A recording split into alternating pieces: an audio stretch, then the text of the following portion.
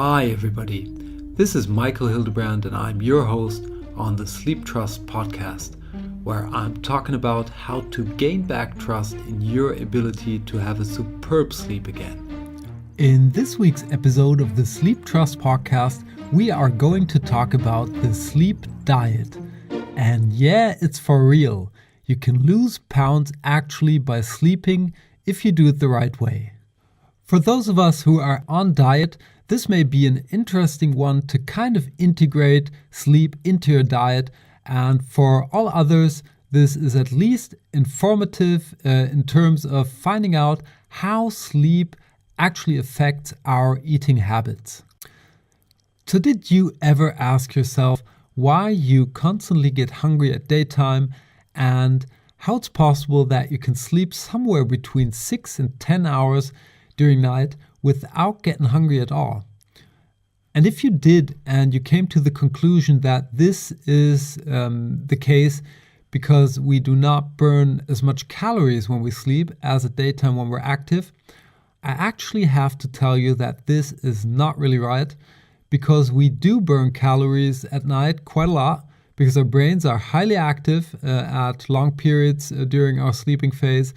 And our bodies are too, because they use this time to repair themselves.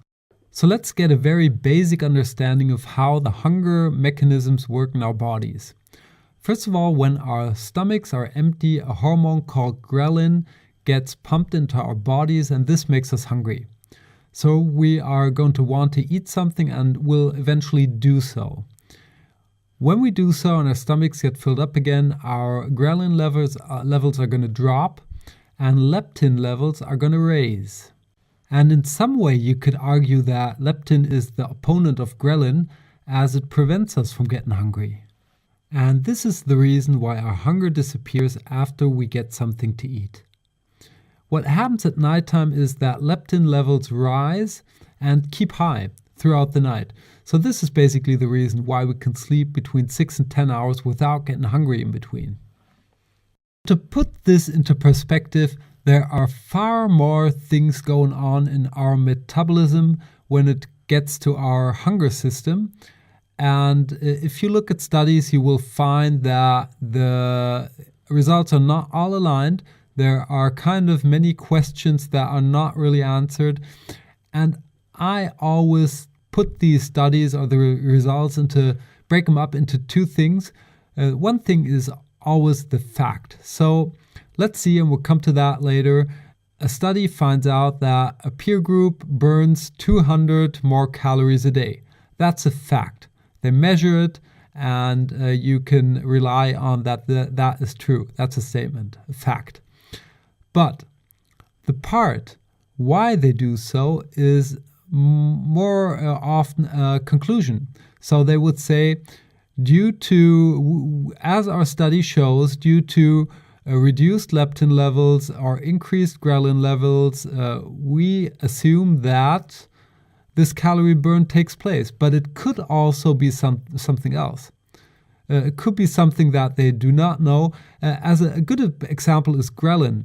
They found ghrelin in 1999, which is not that long ago. It's not even, it's 20 years now.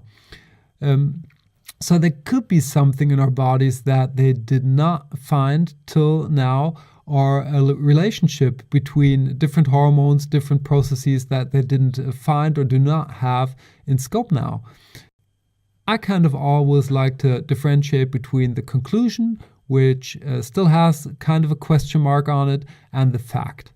And we're going to work with the fact here and keep them as simple as possible and keep them built into the structure that helps you. You do not have to understand each process behind it, and I don't.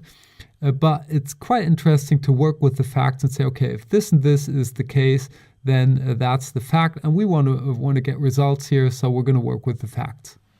And there's one quite interesting fact that I found to be true in most studies out there that I had a look at, and that is that people who live on a reduced set of hours in regards to sleep have a much higher calorie intake than people that have a so-said normal sleep of around 8 hours.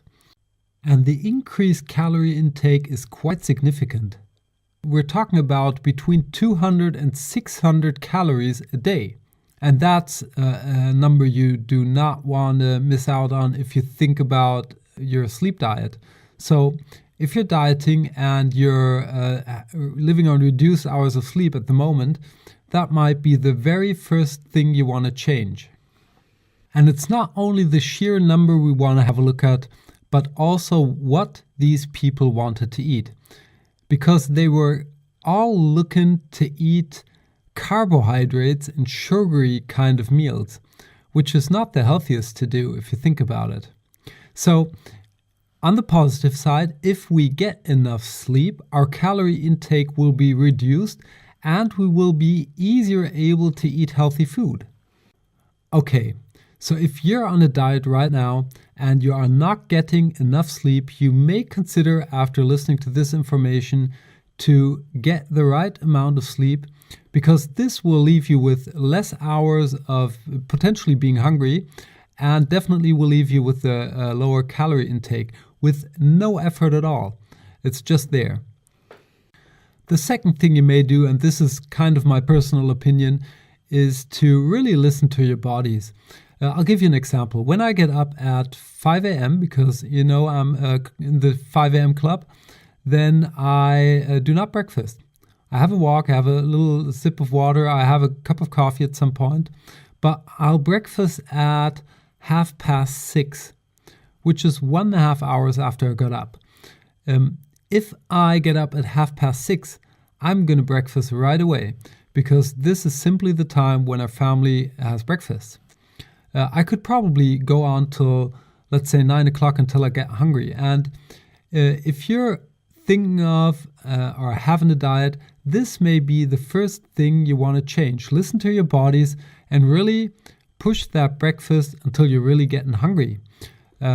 Because that way, you've got another 1.5, 2 hours in the morning, at least potentially, if your metabolism is kind of similar to mine, where you do not feel hunger and you're going to eat something as soon as you get hungry. And the trick then is, of course, to have something healthy to eat then when you're at work. So you would have to take something with yourself to not get hungry and have to eat some kind of a Snickers bar or something like that. But that's really an easy takeaway. Then, of course, to eat when you're hungry over the day and to see that you're getting some kind of healthy nutritions. I don't think that diets are good that kind of cut off 3/4 of everything you're allowed to eat, because that's not going to last anyway. So I'm more the kind of guy who looks long-term on everything he does and sees, will that suit me long-term? So you may try to start visualizing the process. And I guess if you're, just to bring it to the extreme, if you're only eating some kind of a carrots or something, these crazy diets that are out there, you may want to visualize that into the future. Are you going to do that a year or 2 or 5? Are you going to eat 5 years of carrots? You're certainly not. So I think you should find some kind of a diet that you can really stick to and that will bring you success in the long term. Moving on over the period of a day, at some point you're going to go to bed. And when you're in bed and you fall asleep, you're kind of not hungry anyway. So what you should certainly not do is to have a primetime meal 30 minutes before you go to bed, a big portion of you name it. That's certainly not a good idea, as most of us know. So just avoid that. I'm also not a friend, and I do not do that personally, to go to bed hungry. I think it's not good, it's not pleasurable, and it will lead to, in terms of, think of the visualization. Will I do that for a year or something like that? No, I certainly won't. So I would rather eat something and go to bed. Try to, do that not 30 minutes before I go to bed, but maybe an hour or 2. It's even better if you can stop eating 4 hours before you go to sleep. But if you're hungry, I would consider eating something, because there's no point in lying in bed hungry. That's going to prevent you from falling asleep too. And I think a banana or something like that will do the job good. I also sometimes eat a little piece of cheese and a carrot. I know it's supposed to be not that good to do that, but it kind of works good for me. So you might just want to test that, or test anything that's healthy. So, with that said, let's wrap up this episode of the Sleeptrust podcast. If you're on a diet and you're not sleeping enough at the moment, you might want to correct this right away, because that way you will decrease your calorie intake between 200 and 600 calories a day, depending on which study you want to believe, and it will also make it easier for you to eat healthy food throughout the day. Another thing to consider doing is to push your breakfast into the day and to first eat when you're first hungry and not before.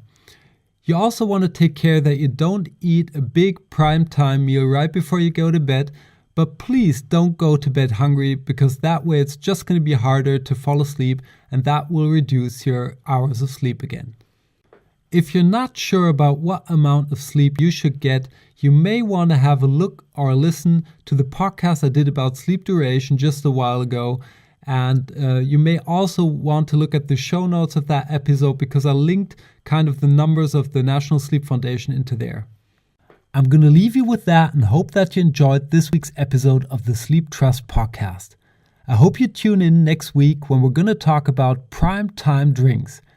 And this is really going to be a funny, interesting episode, as I'm going to test 5 primetime drinks for you and me and see which effect they have on my ability to fall asleep and on the quality of my sleep.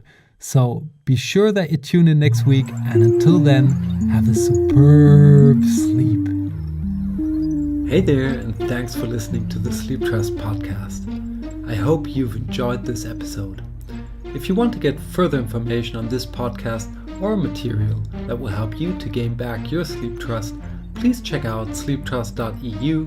That's sleeptrust.eu, where you will get lots of information around sleep. And here comes some legal stuff. Everything on this podcast is my opinion only, so do not take it as an advice, as I am not a doctor, nor have I considered your personal situation. If you feel that you need medical advice, please consider getting an appointment at your doctor of trust. If you want to give me any kind of feedback on this podcast, feel free to email me at podcast@sleeptrust.eu. I hope you tune in again next week, and until then, have a good sleep.